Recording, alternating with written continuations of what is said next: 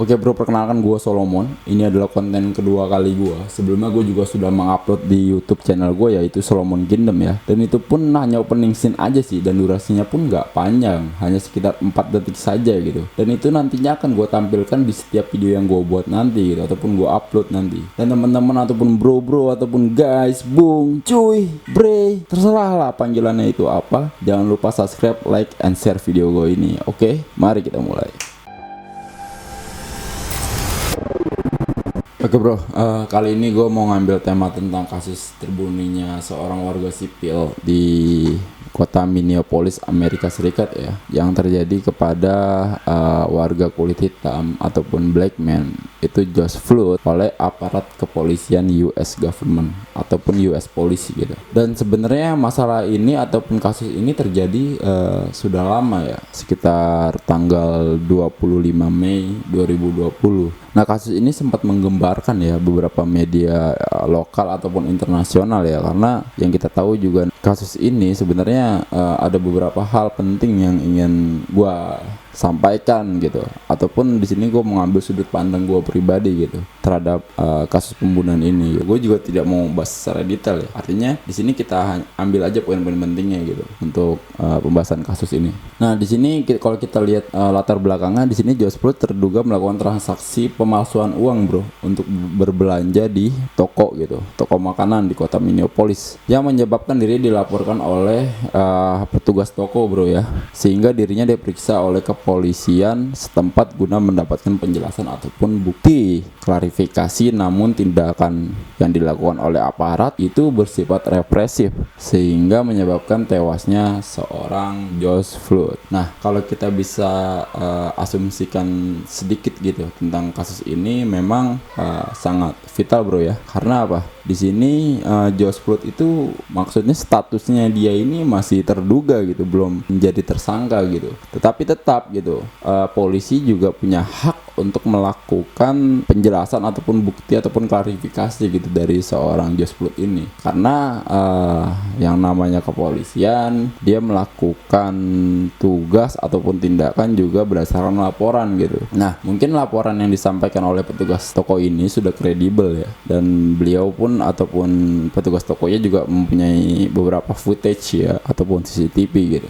Gue juga nggak bisa mendiskreditkan gitu, karena juga gue setahu gue gitu, polisi itu punya protapnya sendiri gitu terhadap warganya. Ketika melakukan kesalahan, dia itu punya protapnya gitu, apa yang mereka harus lakukan, bagaimana penanganannya, itu mereka punya protapnya sendiri gitu. Dan yang terjadi di Minneapolis ini, yang terjadi kepada George Floyd ini, sebenarnya gue nggak tahu ya, gue juga nggak bisa mempraduga gitu sebenarnya ini terjadi karena sudah direncanakan atau belum. Tapi dari footage yang gue lihat, memang kasus ini terjadi memang tanpa direncanakan gitu oleh kepolisian Amerika Serikat gitu.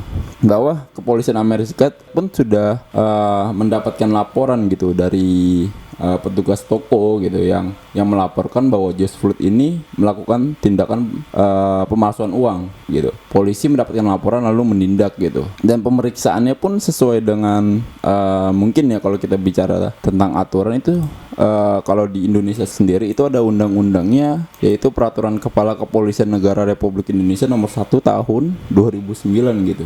Dan itu tentang penggunaan kekuatan dalam tindakan kepolisian gitu. Itu banyak teman-teman ataupun kawan-kawan bisa mendownload ataupun melihat aja di internet ataupun di beberapa arsip. Ada 3 hal penting ya. Di sini ada tindakan pasif, tindakan aktif, dan tindakan agresif. Nah, tindakan aktif dan tindakan agresif ini memang tidak bisa dikategorikan kasus yang terjadi kepada George Floyd ini. Tapi kalau gua tarik ini masih menarik bro. Di sini ada tindakan pasif bro. Nah, tindakan pasif ini kalau gue bisa jelaskan di sini adalah tindakan seseorang ataupun sekelompok orang yang tidak menyerang, tetapi tindakan mereka mengganggu atau dapat mengganggu ketertiban masyarakat atau keselamatan masyarakat, dan tidak mengindahkan perintah anggota Polri untuk menghentikan perilaku tersebut. Poin pentingnya di sini adalah sang terduga ini memang tidak mencoba untuk menyerang ya bro. Itu kita bisa lihat di footage-nya memang di yang tersebar ya. Di footage yang tersebar, George Floyd ini tidak melakukan perlawanan ketika saat pemeriksaan gitu oleh polisi. Dia tidak melakukan perlawanan. Tapi ini bisa dikatakan tindakan pasif gitu, bro. Dan yang kedua di sini tindakan mereka mengganggu atau mengganggu ketertiban masyarakat ataupun keselamatan masyarakat. Nah, maksudnya mengganggu atau dapat mengganggu ketertiban masyarakat ini mungkin bukan berupa tindakan ataupun ini bisa dikategorikan sebuah kata-kata gitu atau ancaman melewati kata-kata gitu. Dan poin yang terakhir yaitu tidak mengindahkan perintah anggota Polri untuk menghentikan perilaku tersebut gitu. Mungkin di saat pemeriksaan gitu George Floyd ini melakukan sebuah perlawanan. Perlawanannya ini bukan berupa fisik, bro. Artinya dia menolak untuk diperiksa. Tapi penolakan ini berupa kata-kata untuk tidak diperiksa gitu. Dan ini mungkin terjadi perdebatan, bro, di saat pemeriksaan tersebut gitu antara sang George Floyd ataupun pihak polisi ini. Gue juga bukan ahli hukum, ahli tata negara ataupun ahli peraturan kepolisian, enggak. Gue cuma di sini memberikan asumsi gue gitu sebagai masyarakat sipil gitu. Dan yang kedua juga, nah ini menarik, bro. Ini tentang undang-undang, bro. Undang-undang HAM lebih tepatnya ya. George Floyd ini mungkin ya, dia juga mempunyai hak gitu untuk misalkan melakukan perlawanan gitu terhadap petugas kepolisian gitu di saat pemeriksaan gitu. Yang pertama apa? Mungkin gitu George Floyd melakukan tindakan untuk pencarian bukti gitu. Kalau dia memang melakukan tindakan pemalsuan uang itu gitu. Itu punya hak dia untuk mengklarifikasikan kepada polisi gitu sebelum dia ditangkap gitu. Dan pemeriksaan tersebut juga harus ada suratnya tertentu, bro. Maksud gue gini, polisi pun harus punya surat perintah kalau bisa dikatakan. Kalau di Indonesia sendiri surat perintah ya, surat perintah untuk melakukan pemeriksaan gitu terhadap terduga ini. Kalau kita bisa ambil kesimpulan, bro, ini kalau gue pribadi mengasumsikan ini bukan pertikaian kasus tersebut ya, bukan pertikaian antara kebencian kulit putih terhadap kulit hitam, enggak. Sebenarnya ini terjadi begitu aja gitu. Maksudnya memang terduga ini kebetulan sang kulit hitam gitu. Mengapa media menggambarkan kalau ini adalah pertikaian ras? Ya mungkin gue nggak tahu gitu alasan media itu menggambarkan menyangkut pautkan gitu masalah ras gitu. Sebenarnya ini terjadi begitu aja gitu. Kalau teman-teman ataupun kawan-kawan bisa melihat dari beberapa media internasional khususnya di US media gitu, itu ada beberapa juga kasus yang menyangkut pautkan bukan masalah ras ya, kasus pembunuhan yang sama gitu, maksud gue yang serupa tetapi tidak disangkut pautkan dengan ras gitu. Nah sebenarnya kalau kita bisa tarik beberapa identifikasi masalah tersebut ada 5, bro, yaitu pemalsuan, pelaporan, pemeriksaan, represif, dan kematian gitu. Nah sebenarnya ini sangat mengkhawatirkan, bro, khususnya terjadi di negara adidaya itu US gitu, Amerika Serikat. Karena kalau kita bisa lihat dari historinya juga kasus ini memang dari abad ke-19 gitu ataupun sampai sekarang gitu. Nah ini buntut panjang dari blackface, mungkin teman-teman ataupun kawan-kawan yang sudah membaca beberapa historinya paham akan masalah itu. Nah ini mungkin buntut panjang gitu. Gue juga tidak bisa mendiskreditkan bahwa polisi itu sengaja melakukan tindak pembunuhan tersebut, karena itu pun hanya terjadi begitu saja gitu. Artinya apa? Kebetulan tersangka ini ataupun terduga ini merupakan orang kulit hitam dan polisinya juga seorang kulit putih. Maksud gue apa? Karena tidak semua polisi yang di US itu berkulit putih ya. Artinya mereka ada juga kulit hitam gitu. Adapun orang Asia ataupun orang Indonesia gitu. Kalau teman-teman baca ataupun lihat di YouTube gitu, itu ada orang Indonesia yang menjadi seorang polisi gitu. Artinya dia juga sudah pindah warga negaraan gitu. Dan sebenarnya kalau bisa dilihat ini adalah sebuah kasus yang sangat historikal gitu. Kalau beberapa media yang menggambarkan seperti itu. Dan ini buntut panjang dari beberapa demonstrasi yang terjadi sampai sekitar tanggal 2 kemarin mungkin ya. Tanggal 2 kemarin gitu yang gue baca di beberapa media internasional. Itu terjadi bukan hanya di kota Minneapolis saja gitu, beberapa demonstrasi tersebut. Sampai kota Philadelphia juga mengalami kerusuhan gitu, sampai ada penjarahan gitu, perlawanan terhadap kepolisian. Itu beberapa footage juga teman-teman bisa melihat itu sangat disayangkan ya tindakan tersebut. Tapi memang demonstrasi tersebut merupakan sebuah kekecewaan mungkin terhadap keputusan dakwaan yang diberlakukan oleh sang tersangka ini gitu. Maksud tersangkanya itu tersangka pembunuhan atas George Floyd ini gitu. Nah mungkin mereka beranjak dari kecewaan gitu atas keputusan hakim gitu. Dan yang gue dengar kemarin juga kepolisian ini sampai dipecat gitu. Artinya sampai saat ini kasusnya masih diserahkan ke FBI gitu. Belum ada putusan untuk dipenjarakan gitu karena masih proses pencarian bukti oleh beberapa government yang mengabarkan seperti itu. Kalau kita bisa tarik gitu bro di peraturan kita sendiri ya bro, ini ada di peraturan Kepala Kepolisian Negara Republik Indonesia nomor 1 tahun 2009 bro ya, tentang penggunaan kekuatan dalam tindakan kepolisian. Nah artinya kalau teman-teman mungkin ya menilai bahwa polisi itu tugasnya menjaga rakyat, enggak gitu. Enggak semua protap polisi itu menjaga rakyat gitu. Dia juga mempunyai sebuah tameng gitu. Artinya pembelaan terhadap diri dia sendiri gitu ketika dia terancam gitu. Nah misalkan kenapa ketika demo sampai rusuh, polisi sampai menyemprotkan gas air mata dan lain-lain lah. Itu dia juga punya protapnya gitu, dan ini pun ada gitu di dalam undang-undangnya gitu di nomor 1 tahun 2009 gitu. Nah kalau kita bisa tarik ke dalam kasus George Floyd ini ya mungkin teman-teman, gue juga nggak bisa maksud gue di sini hanya menarik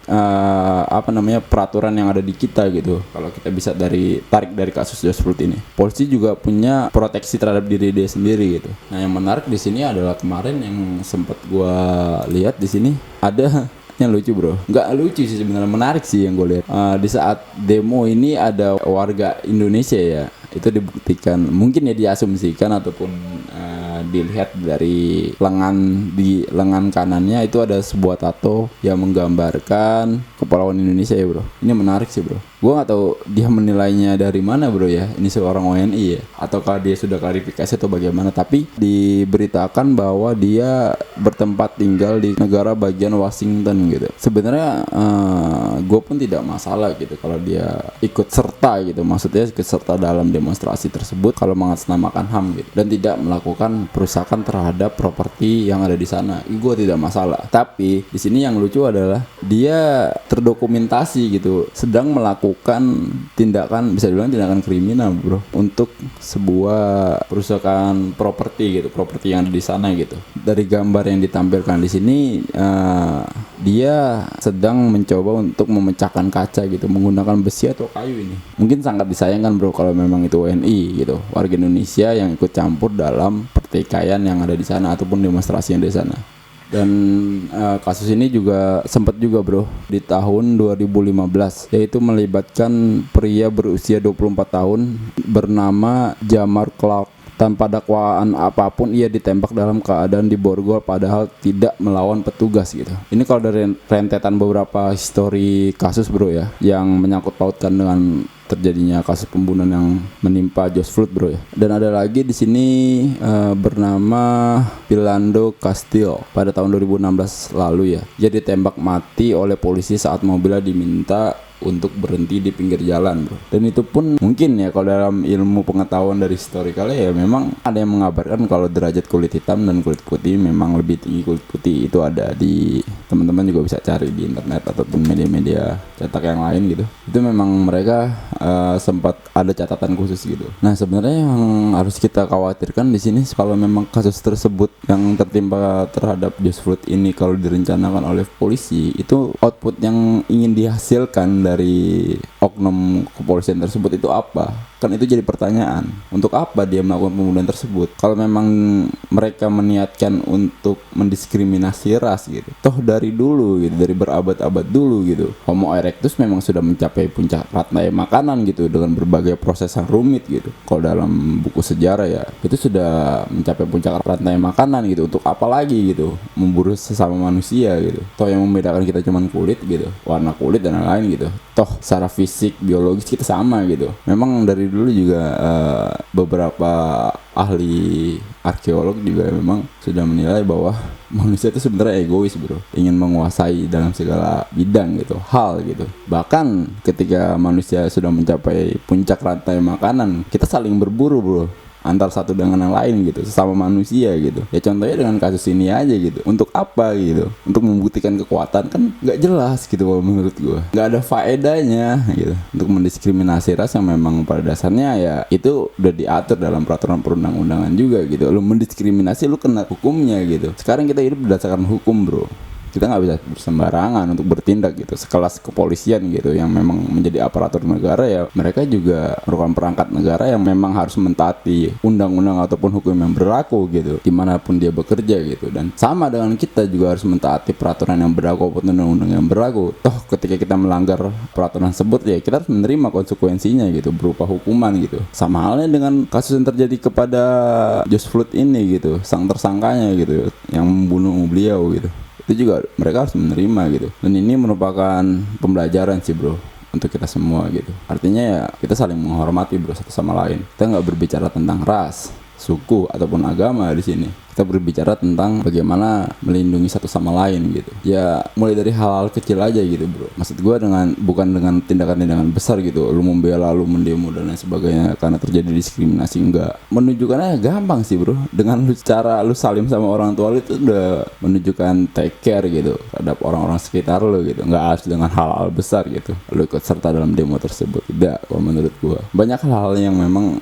hal-hal besar yang dilakukan dengan dimulai dengan hal-hal yang kecil terlebih dahulu gitu. Maksud gue belajar dari hal-hal tersebut gitu. Kalau di negara kita sendiri memang masih menganut sistem sosialis ya untuk orang-orangnya gitu. Artinya masih peduli satu sama lain gitu. Adapun yang tidak peduli ya itu hanya oknumnya aja sih menurut gue. Dan gue harap juga buat teman-teman ataupun kawan-kawan yang ada di luar sana juga kita sebenarnya saling mengingatkan bro. Kita belajar dari kasus ini, yaitu diskriminasi ras gitu. Yang mungkin kalau beberapa kasus di Indonesia juga sempat diangkat gitu beberapa kasus. Cuman itu jangan dijadikan sebuah contoh bro. Maksud gue ya kita harus belajar gitu penyebab terjadinya hal tersebut tuh apa. Dan kita tidak bisa menilai bro. Kita tidak bisa menggarisbesarkan gitu. Misalkan satu ras melakukan kesalahan, ras tersebut salah. Enggak bisa bro. Hanya oknum saja bro sebenarnya yang memang melakukan tindakan tersebut. Dan toh memang sudah ada aturan yang berlaku ya kita membantu aja gitu bro. Membantu dalam hal ya misalkan kalau lo mau membantu ya tinggal memblow up aja ke media gitu kalau memang kesalahan itu benar fatal gitu. Dan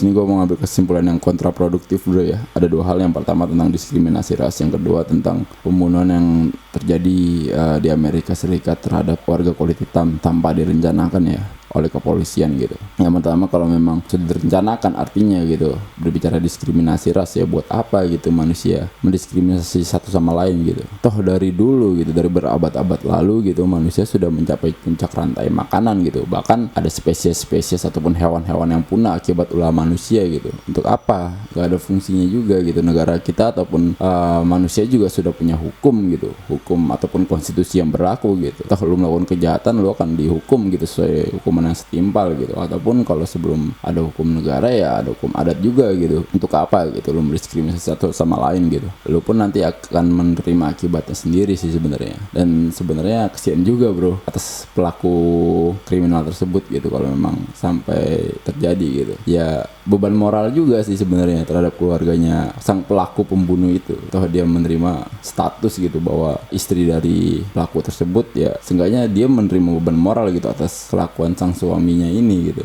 Sangat disayangkan sih bro sebenarnya. Dan kalau bicara yang kedua, pembunuhan ini tidak direncanakan bro sebenarnya kalau menurut gue juga gitu.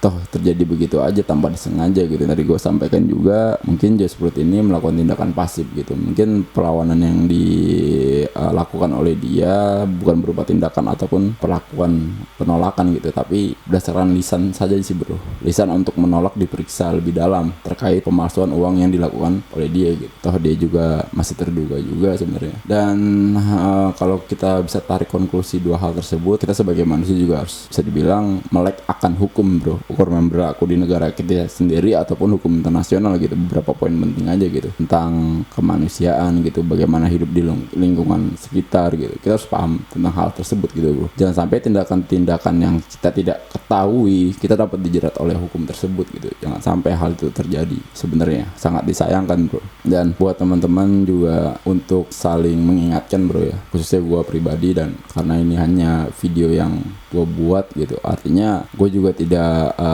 gue juga bukan ahli hukum ataupun ahli sejarah ataupun ahli hukum tentang pidana ataupun perdata ya, enggak. Gue cuma masyarakat sipil yang mencoba untuk membaca artikel dan coba untuk membuat asumsi gue sendiri sih bro sebenarnya. Dan gue juga mohon maaf kalau ada kesalahan penyampaian di sini.